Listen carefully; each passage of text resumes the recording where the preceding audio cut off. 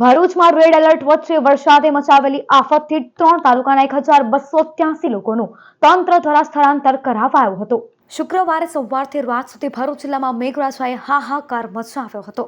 સૌથી વધુ નેત્રંગમાં 12.56 ઇંચ વરસાદ ખાબકી ગયો હતો, તો ભરૂચ, અંકલેશ્વર અને વાલિયામાં પણ 5 ઇંચ કરતાં વધુ વરસાદે સર્વત્ર પાણી જ કરી દીધું હતું।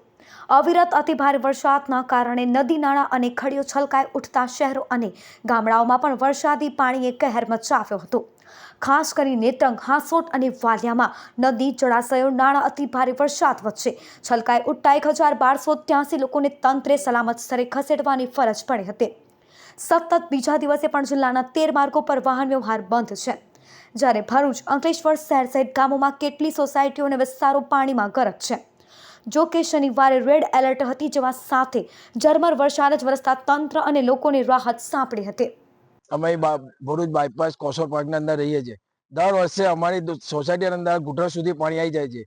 અમે દર વર્ષે તંત્ર પાસે માંગણી કરીએ છીએ કે અમને આનું કાયમી નિરાકરણ કરી આપો, જેથી કરીને અમારે એક સોસાયટી નહીં, લગભગ 10 સોસાયટીને અમને દર વર્ષે તકલીફ પડે છે। અત્યારે તકલીફ સાહેબ એવું છે કે અમારે પાણી ભરાઈ ગયા છે। વધારે વરસાદ પડવાથી ઘરના અંદર પાણી આવી શકે એવી શક્યતા છે। તેને સાફ સફાઈ કાયમ માટેની આ ચોમાસામાં અમારે પ્રોબ્લેમ રહે છે। એવું નથી કે અમારી એકલી સોસાયટીને, બીજી 4-5 સોસાયટીઓ છે તેમને પણ આ પ્રોબ્લેમ રહે છે।